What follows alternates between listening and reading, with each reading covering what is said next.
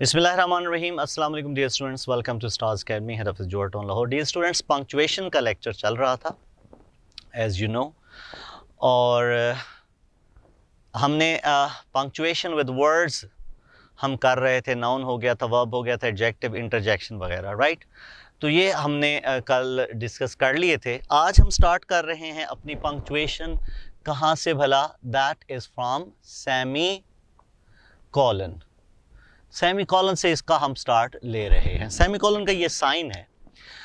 इसमें कोई इतनी लंबी चौड़ी स्टडी है नहीं, थोड़े से पॉइंट्स हैं सेमी कॉलन के, देख लें कौन कौन से। सबसे पहले आपको पता है कि सेमी कॉलन हम यूज़ करते हैं कहाँ पे? ये कौन सा स्ट्रक्चर होगा बताएं?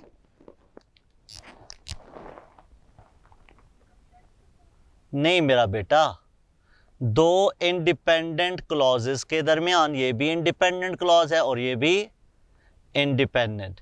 मतलब क्या? मतलब ये कि हम जब फैन बॉयज़ के साथ नहीं जोड़ना चाहते तो दो इंडिपेंडेंट क्लॉजेस को सेमी कॉलन से भी कनेक्ट किया जा सकता है। क्लियर हो गई बात? हाँ। नंबर 2 पे हमारे पास है क्या? नंबर 2 पे है हमारे पास ये वाला स्ट्रक्चर जिसे हम कहते हैं सेमी कॉलन, और दरमियान में आता है क्या?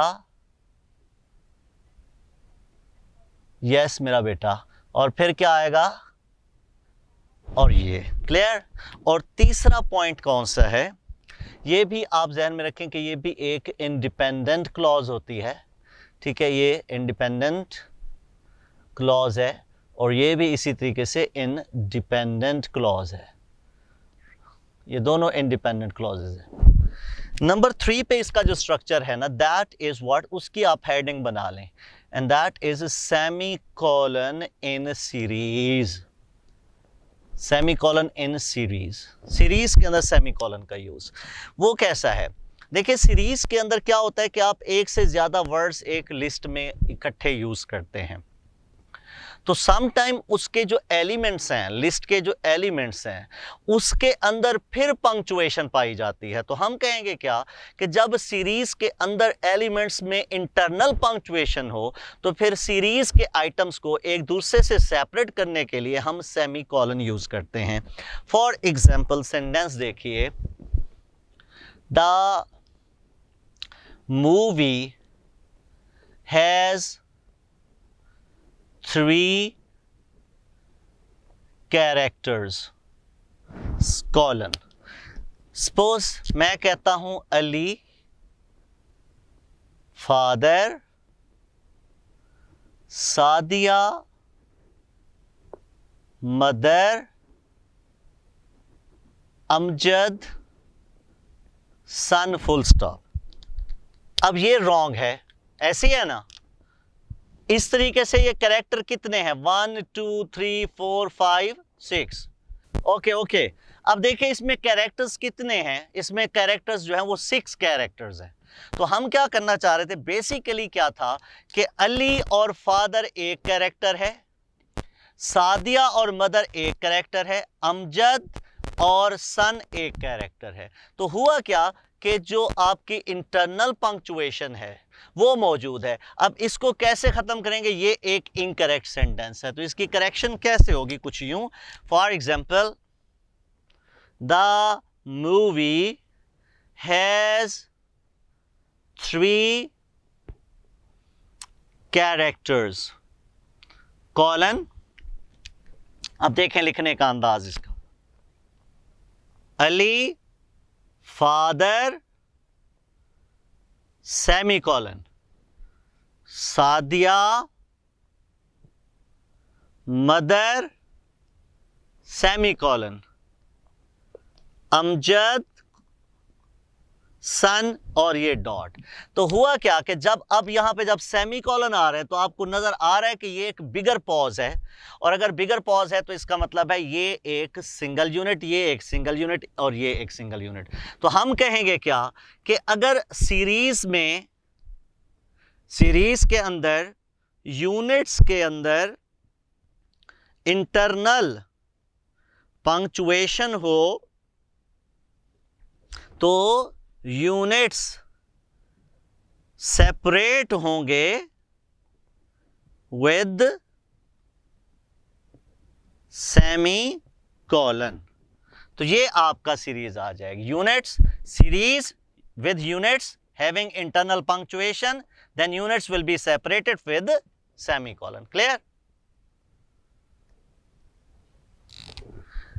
जी, नेक्स्ट है हमारे पास third category, that is called what? That is called colon. Colon का ये निशान है। कॉलन के दो ही पॉइंट्स होते हैं। नंबर वन, एक तो हम कहते हैं सीरीज, जैसे अभी हमने यूज किया, ये देखो ये कॉलन था, ये कॉलन था, in series. For example, I have many friends, colon. फिर मैं कह देता हूं अली, अमजद, आसिफ, माजिद एंड असलम। तो ये सीरीज आ गई। दूसरा जो इसका पॉइंट है वो जरा सीखने वाला है, और वो है कॉलन इन नरेशन। नरेशन के अंदर कॉलन का यूज। भाई नरेशन के अंदर तो हमने कॉमा पढ़ा, तो बाज दफा ऐसे भी होता है कि यहां पे कॉलन और फिर यूं और ये, इसे कहते हैं कि हम नरेशन में कॉलन यूज करते हैं। अब कब किया जाता है वो देख लें। इसके दो पॉइंट्स हैं भी, कब किया जाएगा। Number one, internal punctuation of reporting. जो रिपोर्टिंग स्पीच है उसके अंदर इंटरनल पंक्चुएशन हो, या फिर एक्सटेंडेड रिपोर्टिंग स्पीच, या फिर जो स्पीच रिपोर्टिंग है वो एक्सटेंडेड हो। क्या मतलब है भाई? एग्जाम्पल कैसे होगी? The phone was ringing, comma, and the man were, ये चल रही है, still shouting, and Margaret said, comma, angrily। अब लगाएंगे कॉलन। क्यों? क्योंकि ये सारी की सारी एक एक्सटेंडेड रिपोर्टिंग स्पीच थी। समझ आ गई बात? कि अगर आपके पास एक्सटेंडेड रिपोर्टिंग स्पीच हो तब ऐसा होता है। या फिर आप तीसरा पॉइंट लिखेंगे, और वो क्या है? एक्सटेंडेड। अब एक्सटेंडेड नहीं समझ आ रहा तो लेंथी रिपोर्टेड स्पीच। अगर रिपोर्टेड स्पीच भी आपकी अच्छी खासी एक पूरा पैराग्राफ है, तो फिर भी आप कॉमा की जगह पे क्या लगाएंगे? कॉलन पुट करेंगे। ये कॉलन के दो यूजेजेस थे, राइट?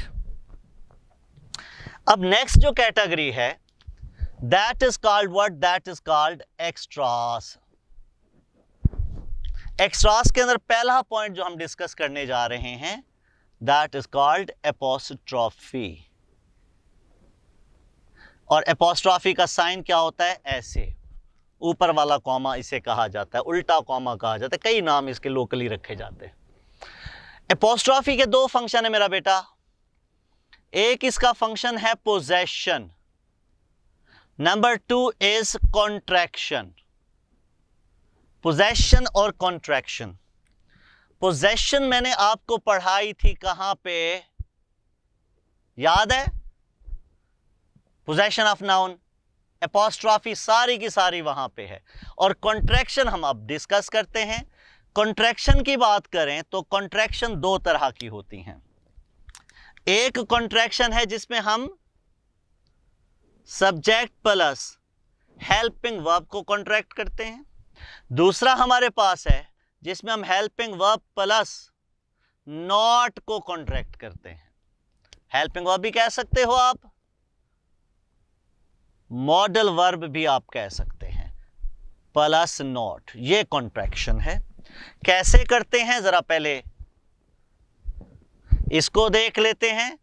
आई एम है तो कैसे कॉन्ट्रैक्ट होगा, आई विल है तो कैसे कॉन्ट्रैक्ट होगा, ही इज है तो कैसे कॉन्ट्रैक्ट करेंगे, दे आर है तो कैसे कॉन्ट्रैक्ट होगा, राइट। इसी तरीके से वी आर है तो कैसे कॉन्ट्रैक्ट होगा, यू वर है तो कैसे कॉन्ट्रैक्ट होगा। तो बताएं जी, आई और एम को कैसे लिखेंगे, आई एपोस्ट्रॉफी और ये इस तरीके से, इस तरीके से, और दे बताओ क्या लगाऊं, एपोस्ट्रॉफी आगे क्या लिखूं बेटा, जल्दी जल्दी बताएं।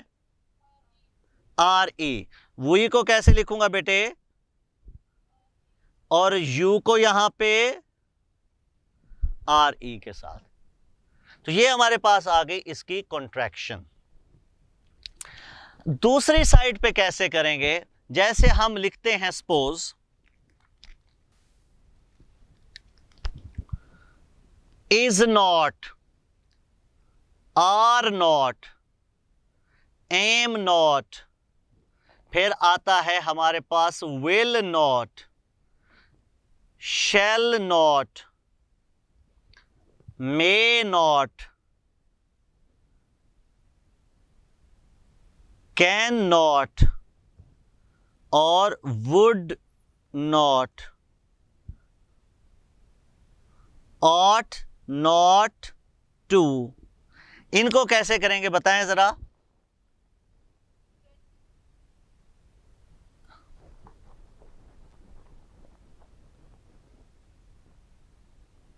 isn't और इसको aren't भी कहा जाता है, एक और बात भी बताएंगे, और इसे कहते हैं ain't। और इसको will not को कैसे करेंगे, ऐसे। shall not को कैसे करेंगे, shan't। may not को mayn't, cannot को can't, जे wouldn't, और इसको ought को oughtn't, राइट। और अगर हमारे पास आ जाए must, must not को कैसे करोगे, बोले, सही बोला, यस, mustn't। तो ये सारी कॉन्ट्रैक्शन है जो एपोस्ट्रॉफी में यूज हो रही होती है, राइट जी। तो ये हम कहेंगे कि ये हमारे पास क्या हैं, आप कह सकते हैं कि ये सारी कॉन्ट्रैक्शंस हैं। तो एपोस्ट्रॉफी का ये काम होता है।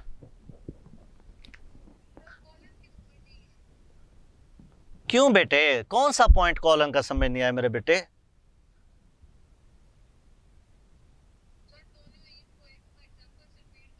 ये एग्जाम्पल ही तो लिखी हुई है गुड़िया, एक की एग्जाम्पल ये है, दूसरे की ये है। I have many friends, colon आ गया, अली, अमजद, आसिफ, माजिद एंड असलम। तो ये सीरीज आ गई ना। और इधर देखें, the form was ringing and the man were still shouting and Margaret said angrily. तो एक्सटेंडेड रिपोर्टिंग चल रही है तो कॉलन लगा दिया। हाँ, इसके बाद अच्छा मजीद इसके जो इस वाले जो पॉइंट 2 की अगर आप नरेशन की बहुत एग्जांपल देखना चाहती हैं तो आप लेसन नंबर 10 फर्स्ट ईयर उसको एक दफा गो थ्रू कर लें, ठीक है, बहुत एग्जांपल्स मिल जाएंगी जी। एपोस्ट्रॉफी के बाद आ जाएं आप हाइफन के ऊपर। हाइफन, अब हाइफन का ये साइन है। हाइफन का एक ही फंक्शन होता है और वो है आपका कंपाउंडिंग, कंपाउंडिंग करना, राइट। कंपाउंडिंग में दो चीजें होती हैं, एक होता है कंपाउंड नाउन और दूसरा होता है कंपाउंड एडजेक्टिव। इन दोनों के अंदर हम हाइफन यूज करते हैं। कंपाउंड नाउन में बहुत सारी कैटेगरीज हैं, हम सिर्फ एक की बात करेंगे कि कौन से वाली, वो है जी compound noun with preposition, right. तो वो कंपाउंड नाउन जिसमें प्रेपोजिशन शामिल है, तो उसको हम क्या कहेंगे, उसको हमें हाइफनेट करना है। फॉर एग्जाम्पल हम कहते हैं जी ब्रदर इन लॉ, प्रेपोजिशन आ गई तो दोनों तरफ हाइफनेट होगा।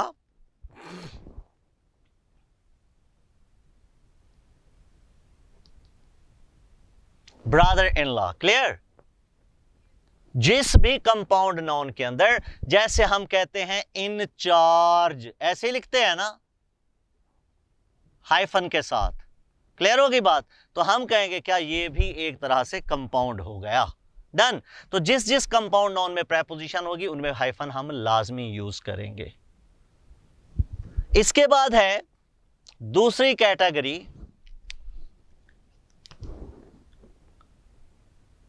Compound adjectives. कंपाउंड एडजेक्टिव्स, अब कंपाउंड एडजेक्टिव बनते कैसे हैं भाई? कंपाउंड एडजेक्टिव नॉर्मली जो बनते हैं वो होता है एडवर्ब प्लस एडजेक्टिव का कॉम्बिनेशन। वैसे तो एडजेक्टिव प्लस एडजेक्टिव भी कॉम्बिनेशन कंपाउंड का बना सकते हैं, राइट। लेकिन आपको मेन सोर्सेज ये वाले नजर आएंगे, यही दो, इसके अलावा नहीं। अब आपको फ्रेज दी जाती है, सपोज आ वेल नोन पर्सन। तो मैंने एडजेक्टिव के अंदर ये पॉइंट पढ़ाया था पंक्चुएशन का, तो मैंने क्या कहा था, इसको कैसे चेक करना है? क्या हम अ वेल पर्सन कह सकते हैं? क्या हम अ नोन पर्सन कह सकते हैं? अ नोन पर्सन तो बेटा कहा जा सकता है, वेल पर्सन नहीं कहा जाता। इसका मतलब क्या हुआ कि वेल का पर्सन के साथ डायरेक्ट रिलेशन नहीं है, तो वेल का वर्ड किसके लिए आया होगा? नोन के लिए, लिहाजा फ्रेज बनेगी a well known person. Clear होगी बात? तो ये इसका सिंपल मेथड है। अच्छा, दूसरी एग्जांपल देखें, अ ब्रॉड माइंडेड पर्सन। क्या हम कह सकते हैं a broad person, a minded person? नहीं कह सकते ना। तो हम कहेंगे भाई ये दोनों नहीं आ सकते, लिहाजा फाइनल ये हुआ कि ये दोनों आपस में कनेक्टेड हैं, पर्सन के साथ इनका डायरेक्ट रिलेशन नहीं है। क्लियर होगी बात? तो ये एक सिंपल टेस्ट होता है चेक करने का। उसके बाद तीसरा जो पॉइंट आप ऐड करेंगे वो है आपका काउंटिंग। काउंटिंग के अंदर हम हाइफन यूज करते हैं। कैसे भला? अगर मैं लिखता हूं 33, क्या ये सही एक्सप्रेशन है? हाइफन लगाना पड़ेगा। क्लियर होगी बात? ताकि ये दोनों मिलके 33 बने। डन।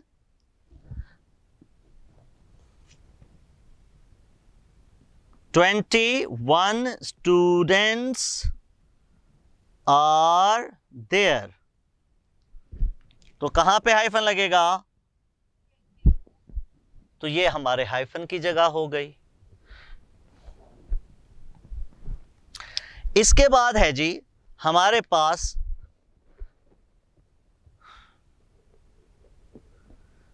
पैरेंथेसिस।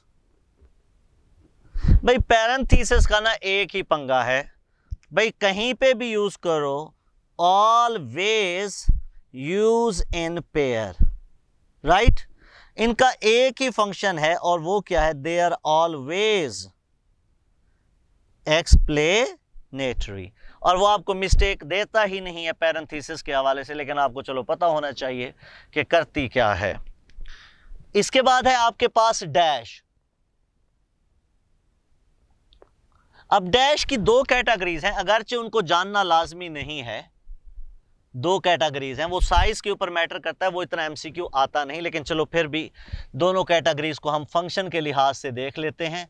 एक को कहते हैं एन डैश और दूसरे को कहते हैं एम डैश। भाई इनमें क्या डिफरेंस है? भाई देखें, इसका ये साइज है और इसका साइज थोड़ा बड़ा है, मतलब जो n छोटे n जितना हो उसे n डैश कहते हैं और जो m जितना हो वो m डैश। भाई इनमें डिफरेंस क्या है? डिफरेंस इनमें भाई साहब इतना है कि n डैश हम यूज करते हैं to describe range, m dash use करते हैं to give some explanation. Clear होगी बात? मतलब क्या है कि भाई आप पेयर्ड डैश, पेयर्ड पैरेंथेसिस और पेयर्ड कॉमास, ये सारे एक दूसरे के रिप्लेसर हैं। दे हैव सेम फंक्शन, और वो क्या है? एक्सप्लेनेटरी और एक्सप्लेनेशन। ओके बेटा जी। इसके बाद आ जाएं जी कोटेशन मार्क्स पे। कोटेशन मार्क्स के अंदर एक पंगा तो ये वाला है, ये वाला है ना। क्या डिफरेंस है बेटा इसमें? नो, किसने कहा नो डिफरेंस? भाई ये है कोटेशन विद इन कोटेशन, और ये है जस्ट फॉर कोटेशन। अब देखो सेंटेंस को डिफरेंशिएट करो। He said, comma, inverted commas, I am a student. Double लगेगा, लेकिन अगर मैं लिखता हूं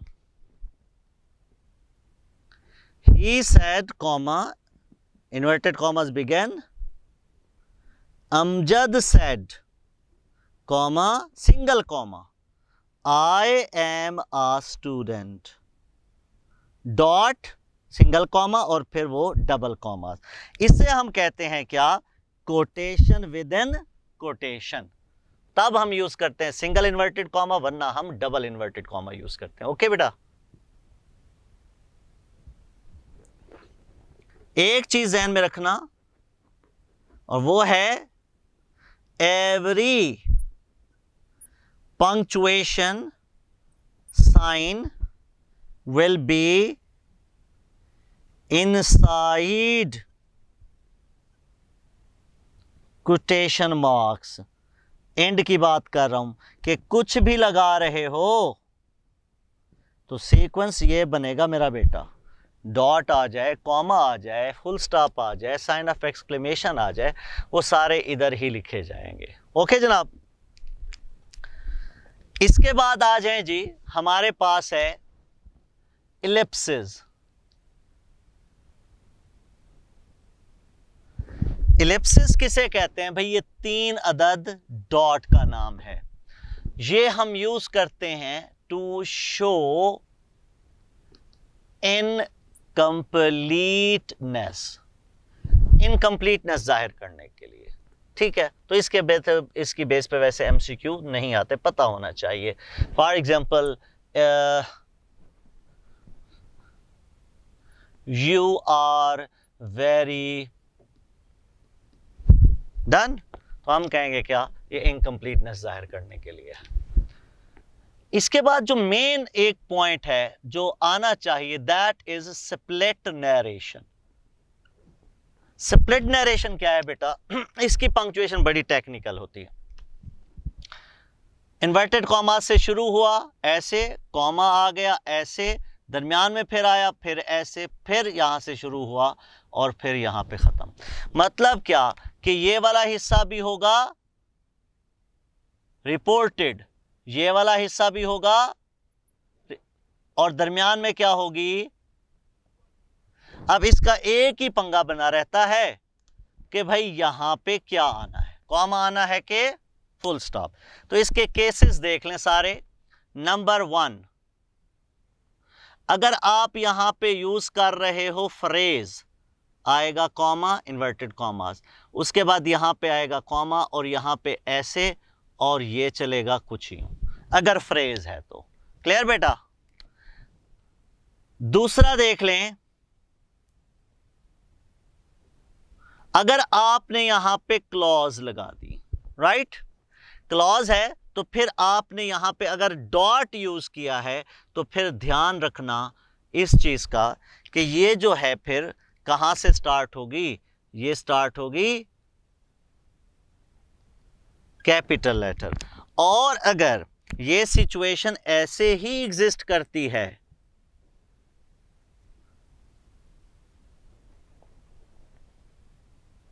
मतलब यहां पे आपके पास क्या है, क्लॉज, और यहां पे आपने यूज कर दिया कॉमा, तो आगे जो आपको लिखना है वो कौन सा होगा फिर,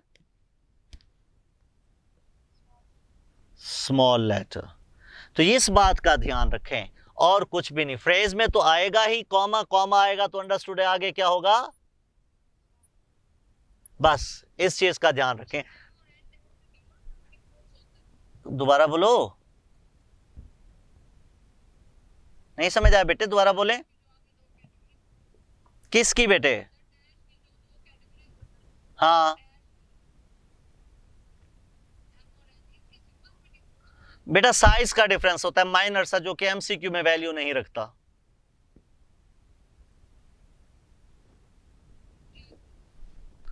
अच्छा जी, अब देखो, क्लॉज है तो 2 साइन है, फ्रेज के ऊपर कोई क्वेश्चन ही नहीं है। क्लियर होगी बात? तो यहां से अंदाजा लगा लेना कि क्या है, या यहां से अंदाजा लगा लेना कि इधर क्या आना चाहिए। तो ये आपकी स्प्लिट नरेशन का रूल है कंप्लीट। स्ट्रक्चर याद कर लें, बना लें, लिख लें कहीं पे, और इस तरह हमारी पंक्चुएशन हुई कंप्लीट, अल्हम्दुलिल्लाह। जी जी,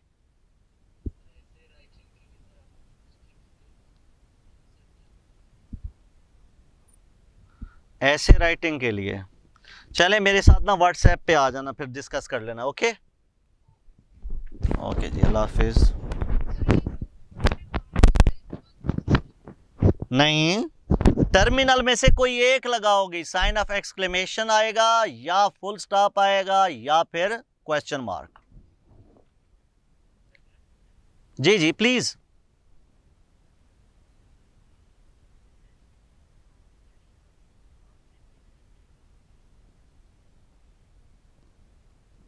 सबसे बेस्ट क्या, थोड़ा सा ऊंचा बोलो बेटा। बेटा रात, जो सर्दियों की रातें हैं आजकल, आराम से कमरे में बैठ जाएं, ठंड लगती है वैसे भी बाहर, रात को पढ़ें, और सुबह तकरीबन आप 2-3 बजे तक पढ़ें, उसके बाद 10-11 बजे उठ जाएं। ठीक है, 10-11 उठने के बाद फ्रेश हों, नाश्ता वगैरह करें, उसके बाद फिर सारा कुछ रिवाइज करें और क्लासेस लें, क्लासेस के बाद फिर खाना शाना खा के फिर शुरू हो जाएं, और रात सारी 2 बजे तक सिंपल नमाजें शमाजें हर चीज़ दरमियान में एडजस्ट करते जाएं, पढ़ते जाएं। भाई जो आपकी जो हम मतलब जैसे अभी आप लोग दोबारा दे रहे हो या फ्रेश हो, जो भी हो, तो कम से कम बेटा आप कंपलसरी कर लें अपने ऊपर 12 से 14 घंटे सेल्फ स्टडी, कम से कम 12 तो होनी चाहिए। 12 और 4 ये हो जाएंगे आपके क्लासेस के, 16 8 घंटे हैं, उसमें आप एडजस्टमेंट करें। वो जो 12 घंटे मैं कह रहा हूँ उसमें आप ऑटोमेटिकली साफ ज़रे आपके जो दूसरी ज़रूरियात हैं, खाना पीना, वो एडजस्ट कर लें। तो हम ऑन एवरेज ये कहते होते हैं कि हर बच्चा कम से कम 8 से 9 घंटे तो लाजमी पढ़े। मतलब 8 से 9 घंटे ऐसे हैं जो पढ़ने वाले हैं, ये नहीं कि बाकी काम भी एडजस्ट हैं उसमें, 8-9 घंटे तो पढ़ रहा है। ठीक है बेटा, विश यू गुड लक।